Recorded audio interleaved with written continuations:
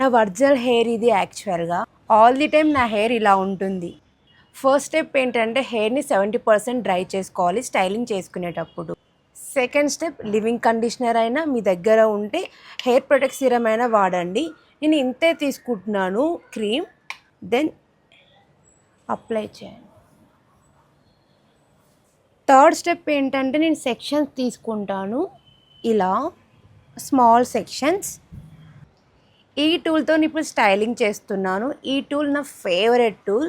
So first నేను come చేస్తాను. చూడండి, ఇలా పెట్టి స్లోగా పుల్ చేయండి. ఇలా పుల్ చేసుకుంటూ కోమ్ని ఇలా అనండి. సి